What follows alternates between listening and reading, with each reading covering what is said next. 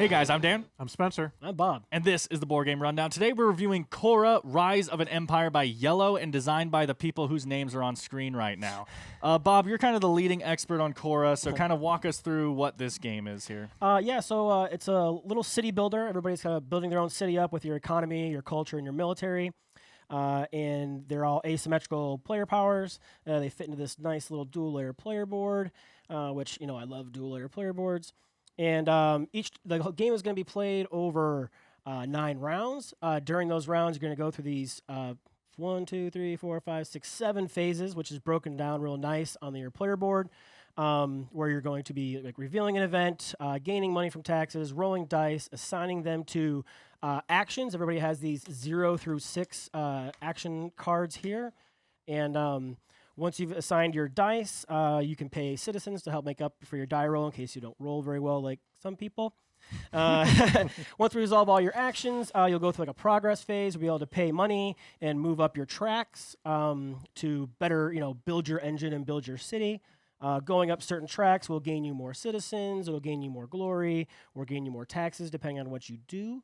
Then you'll have the event resolution phase where you'll be resolving the event that you announced at the beginning.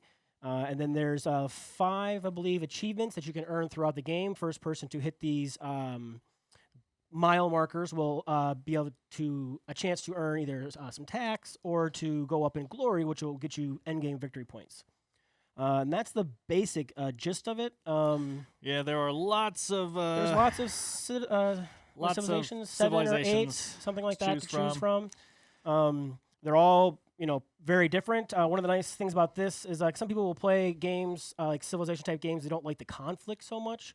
And while there is military and you are exploring on the board over there to receive these tokens, there's no real direct conflict. You're not like, oh, I'm going to attack in this turn. There's nothing like that going on. But you're basically trying to manage your tracks to optimize, your turns as much as possible. I really enjoy this game. I think the iconography is really solid, right? Like whenever there's one of those chances to earn an achievement, there's a little icon on your board for that to remind you. Like the almost a roll for the galaxy, race for the galaxy type-esque where you're like, picking what phase you're going to activate in, although you're only activating it for yourself, not everybody else. The politics cards will have depending on if you gain these knowledge tokens, you'll have prerequisites that you need to have, right? If you want to have power, well, you got to make sure you've got some military. You want to make sure you've got, just the prerequisites the cards will have on there. And so it kind of makes sense thematically as far as, what you need to build. I also kind of want to point out this insert is amazing. Like, I'm going to pull it over here and let Dan show it off, but there's slots for the cards. They all fit well. There's slots for each player to put their separate phase cards in there, and a place for all of your dice and whatnot. And has the icons in it too. And it has the icons, so you know where everything goes. That's something I talk about a lot. It's a home run for me, man. I really enjoy this game. I've probably played it 4 times now, 5 times, and I've enjoyed it every time, even though I haven't won every time. I still enjoy it, so that's a good thing for a game to have. But yeah, this is great. What do you guys think? Spencer, you're the newest person. You've played it once now. One time. And though, huge fan of Race for the Galaxy and stuff like that. Now, again, not identical, but I can definitely feel it. There's a similar feel. So what did you take away from this? It seems there's a lot of little extra things they threw in here, like these little knowledge scrolls that are actually not that useful later in the game. In fact, they're very limited. But, I mean, what they have is very good. Yeah, well, I might tell you that it felt limited to you, but if you had more money later on with those tracks you were lacking on, you could have been spending those scrolls to move up on those tracks once you started getting money. You know what I mean? And it was very tight to get some of that money, especially in the beginning. Yeah, the money is very important. It does. Oh, wow. It does feel like from the times that I've played that money is the track most people should rush earliest. And I don't love that it feels like everyone's going to be rushing the same thing early. This game is definitely...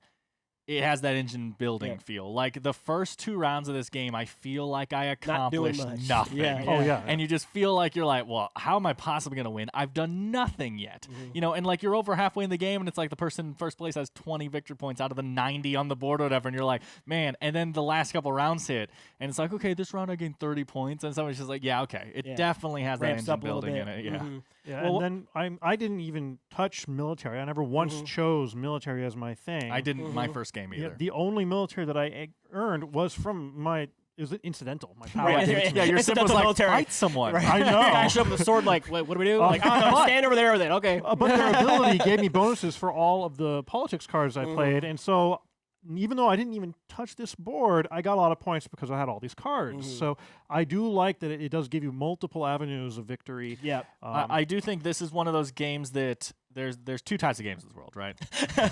One of those classic expressions. No, but there are asymmetric power games to where they shape your play strategy and the ones where they don't. And I do feel like this one strongly does. Yeah. You need to take advantage of those definitely asymmetric helps. abilities. And like if you're playing Sparta and it's like you get to take free military actions and you need military go military or I just feel like you're guaranteed to lose. Like you take advantage of the path it puts in front of you. So some people see that as a negative. Like I kind of want to, you know, sandbox a little bit, do what I want.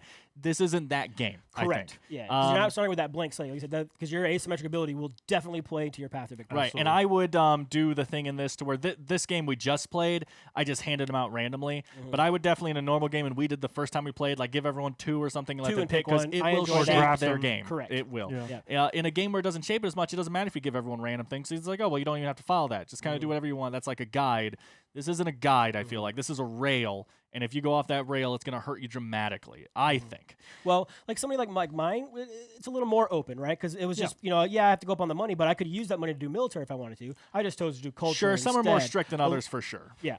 That's like in Race for the Galaxy. You have some of those starting worlds are like, yeah, you definitely want to go military on this. And then others were like, just do whatever. Sure. Yeah. and I will say, like, the very first time that I played this, I went full military, and I crushed the guy who taught me his high score. He's like, I had never seen anybody score that many points. I did really well with it. And then I've done mediocre since then. But then today I decided to do like virtually no military. I think I chose it maybe twice because I needed a couple of tokens. And other than that, I focused on just the economy. And I beat my score that I had the first time when I did military. And that's what I did the first time I played. And I, from what I remember, kind of blew people out of the water the first time I played too. And it was just building an economy between these tracks and your cards. Yep. And some of that tax and stuff, of course, right? Yeah. But yeah, so overall, I highly enjoyed the game. We're going to wind up rating this game from 1 to 10. Each of us will give our own opinion, but then also we're going to average them together so that you guys only have one score that you need to talk about and say. It's just easier that way. And stuff on Board Game Geek, you can't put 3 scores in. But so how do I rating? that's what I just said. You're just used to asking that question. I forgot to get it in there before that. But I'm going to say, because you're so brand new, Spencer, I want to hear what you would rate this game first. I know he's only played fair. once, but I want to hear, I want to base my decision off of, no, just kidding. I'm going to go 2. Let's see what you do. Oh, crap. I give it a 14. Oh, that's like my score. No. I also obviously love Rome, so that really hit home for me. I kind of like the iconography is great, like you said. I want to play it again. I know I didn't do the greatest job, but your first game is usually a learning game, and I think I could do better in the second one. And all these other asymmetric powers I'm curious in, and all the other cards. So I'm actually going to give this one an 8. Nice. That's pretty good. That's pretty good. I'm going to, just because it's my only time hosting in a while, I'm going to take the Tim privilege and go last. So go ahead, Bob. That's fine. This is fun. Yeah. We should kick Tim out more often.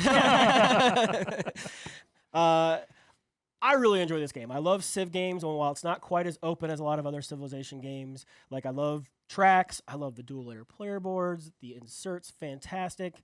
It's a slight issue with me with a couple of the colors. I've got a little bit of a tough time adjusting the score, so don't put me in charge of that if everybody's playing. But it's a 9.5 for me. Like I really enjoy this game. I've taught it to a bunch of people. I feel like I'm getting good at teaching people and being thorough with it and whatnot. And I've seen most of the event cards because there's a big stack and you only use a couple of them each time. And I really, really enjoy this game. That is awesome. I knew you were going to go high. I didn't know you were going to go that high. My final thoughts I'll say is just to kind of sum up things I've kind of hinted towards already. This is an engine building, civ building game that plays in like an hour. Yeah. That's That's pretty awesome.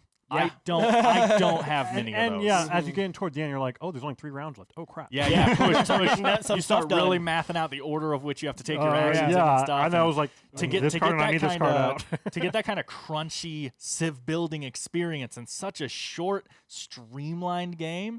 This game's awesome. I'm gonna give it for now an 8.5. I'm gonna give it an 8.5, and I could see it going up. Oh yeah, I can see it going. I love the art. I love the player boards, the layout of the boards. I want to play it more. I agree. Nice. And All change right. up my So- strategy a bit. Our scores averaged together 8.7. 8.7. Not bad. Bob, you're so good at doing math in your head, not looking know. off I'm screen like- at all. Yeah. You're so Totally. good at that. Okay, That's why I so was really good at this game. 8.7, guys. Check out Khora Solid. if you get a chance. Yep. This is if you like anything that we've said so far, I think you'll know if you like it. Yep. At this point, there's not much hiding beneath the surface here. This is what you get. Yep. I mean, except strategy, I guess, but that's obvious. So yeah, this was Khora: Rise of an Empire. I've been Dan. I've been Spencer. I've been Bob. This has been the Board Game Rundown. We'll see you guys next time. Bye. Thanks for checking out the Board Game Rundown. If you like what you saw, like, comment, and subscribe to our channel. Share our videos on social media and spread the word. We publish new content weekly, including reviews, unboxing, and Let's Plays. And as always, thanks for watching.